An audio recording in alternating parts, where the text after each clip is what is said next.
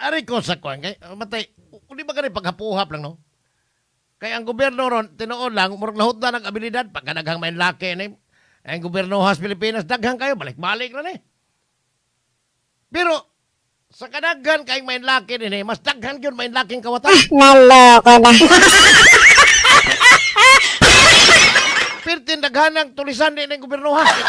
Sila mas maayong mangawat pero dili maayong mo sulbad og mga problema pero kanitan na ko ay may laki makasulbad ani gawas Donald Trump ra katong malditong presidente sa Amerika nga mo to'y malditong nagtago suong pa sa Iraq Iran.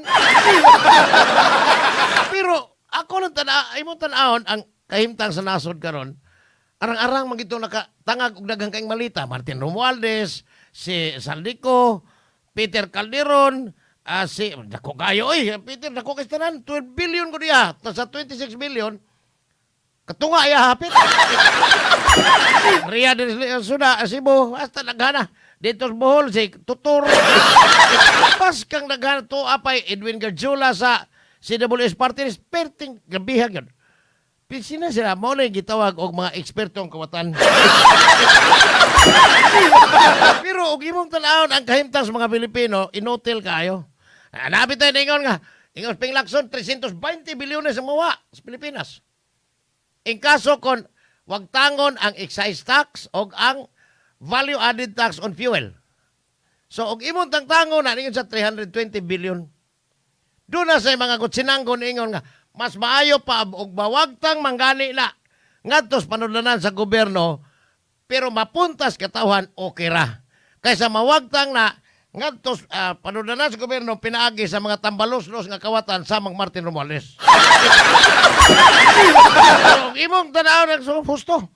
Sila mo insakto kay manabina. Mapunta na lang nato dire og buwan ang 320 billion, kamay ra kana sa 1 trillion. 1.2 trillion ang nakawat sa mga kawatan atong flood control project ni Bangag. Iya pang ipanghambog na atay 500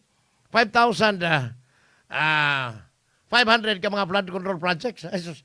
Sa may pagka ay man 5,000 oy nga hitabo ron 40 man naghanag kina 5,000 ka malita. Imo tanaw na ganong si Escudero giapil. Nganong gidungan ni silang duhang kanhi mga leader sa Kongreso. Si Tabalos-Los dito sa Usbay Balauranan, si Escudero dire sa Senado. Siya mo ay gayagyag ato kabahin ni Martin Romualdez. Nga perting grabihas kinawatay. Oy. Oh, giapil man si Escudero sa apil te kabe. Naloko. Kini duwa ra po ning Bonjing Remulla. Lali man ka imagine karon Pizza City. Kagahapon pa niya nagisulti. Atol sa press conference yang gihimo. Ya, iyang pailang kaso unya pas may kadugaya pa ato. Naloko na. Nganong katom gigiuna? Nganong waman unaha tong hiyanag Edwin Garjula? Nganong si Bong Revilla? Luoy kayo ro kay sira usa dito pesohan.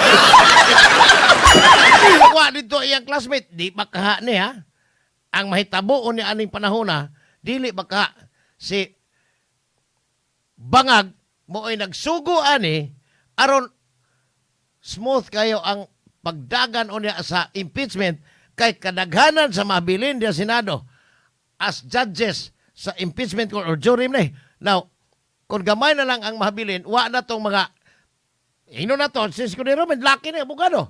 O wa na silang mga abogadoha, kinsa may mahabilin nga mulipin sang Sara, mubutar, pabor niya, Robin Padilla. Ang uplog pundak. Karon, kuhaon nila si Escudero, di ba ni magdugay? Si kuano pa po, Jingo Estrada, si Joel Villanueva, ba? Wa na. Impeach na Sara, aning kalakihan. Naloko na. Uy, akong gidudahan, ani. Panang tangon, kay, ganon di man nakuha sis. Jingo, abogado dito. O siya, Joel Villanueva, di po. Si Joel Villanueva, aliluya rin ito iya. O niya, Robin Padilla, ayaw na ito kwenta ha. Wa ito'y labot sa kwenta. Grabiha, bitaw sa ako tanaw lang ha. Kani ang mahitabo o niya. Sa impeachment, kay magpanong naman niya ito. Kaya pasar na sa kuhan, pasar na ito tanan. Form and substance, okay na. Karon na, patawag na sa Remulla sa Committee on Justice para testigoso dito, kaya naman tong salin ni Sara Duterte, okay ra. Naloko na. Pero pirti sang kampanya aning grupong Sara, nga, matod pa, mo'y kasaligan ko, no? Pero, ang nanguan katong yan nag-MD, Mike Defensor, kasaligan po. Labaw pang banggiitan tulisan po to. Huwag mapili. Kung asa ka, arikas grupong bangag, perti nila, imo nagtanang adlaw, holiday nila, perti hayaya. Pero kung arikas grupong Sara, perti katanang adlaw, pas mo po sila. Inig puli. Unsa may tabo? Mike Defensor ang labing hayahay. Siguro himuoning, sekretary or butangan ng nindot kay posisyon, kinawatay na po gyapon. Pagkadibala sa Pilipinas, balik-balik ni mga naong ng mga politikong kawatan, na uban, naghilom-hilom lang, pero pwede ng busuga, parang Peter Calderon. Si Alan Kirante, to ang iyang asawa, to sa na, nagsursuroy, samtang si Alan, nagpabiling nag-uol. O ba? Nakahatag na mga to, bawi os gobyerno. Naigingon ng restitusyon. Og bawi o. Hindi mo pahit kayo. Kung imong bawi, ibalik, para atong kang Yusek Roberto Bernardo. Nakakawat sa bilyon, niuli og 300 million. Sana? Naloko. Ito kuman. Yung Martin Romualdez ka, pila may nakawat ni Martin Romualdez yung imong kwintahon. Kamalay kwenta ka, nag-ubari kong calculator. Ako sa ning isgot gamay kaning ALQC. Karon og ang mga taga ni taga Apulan Quarry Corporation dako kaya ilang papel nga gi hatag gadto sa paghimog simento kani ato gipakyaon man ning dili man sila di man ganahan tos lalay nga mo baligya og daghan ang mga manufacturer og simento kun dili mo agi niya. Mao tay ako nahibaw-an sa una, ha? Murag si Donald Trump, mas si McDonald, no? Higa isugar pa rin bugoy. Now, ang nitabo,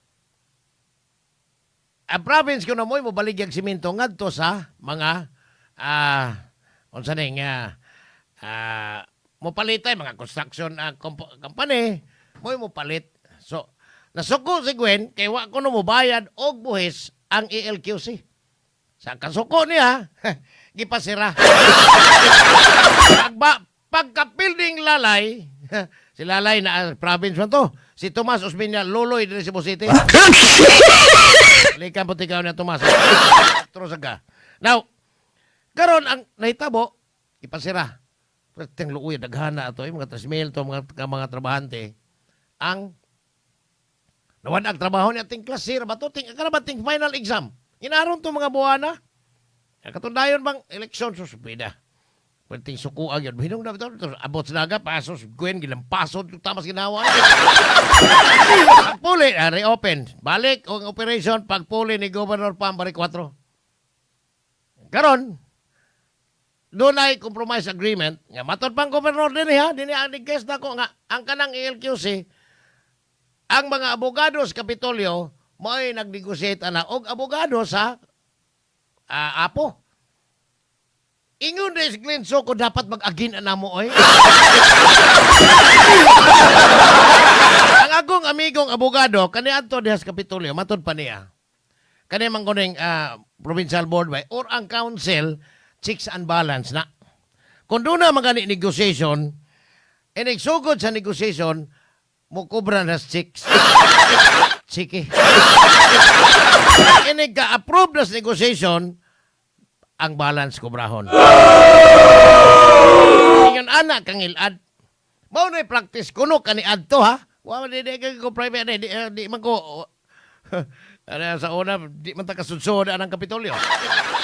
Karon ang utrong tanga nga vice gobernador nagpreskon.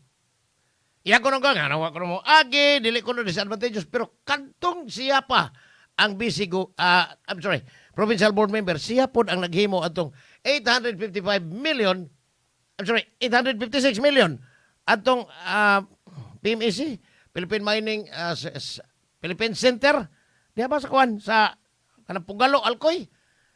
Siya po ang nagatag instead nga 856 billion ang bayro nun, gipabayan ng 55 milyones. Pinaagi pod sa pangamot ni Glenn Soco. Patod pa, pero kani adto wa toy okay kayo kay lalay man. Kurog man lahat tong lalay. Mura ba aring luloy positihol kas Tomas? Mao ba? So, karon kay patod pa disadvantageous to. Sa province ang giingong 55 milyones lang pero lalay man. Okay ra si Glenn Soco adto. Pag abot ni Governor Pam Bari 4, dili ko no makiangayon. Naloko na. Ingos Governor Pam dire ha, dire siya. Dire ako nagkuan na ang dunay gibasihan. Mo ta atong gisuyag contact si Attorney Restituto Arnaiz. Apan antod karon mo babae may mutubag siyang cellphone. Siya to ang iningon nga dili ta pwedeng mo kubra ana. Naa si president gikan sa Korte Suprema or hukom gikan sa Korte Suprema nga gibasihan. Pero Glenn Soco, tanga ning bituhan na pura gabaw, tanga. Naloko na. Asang grabe ha.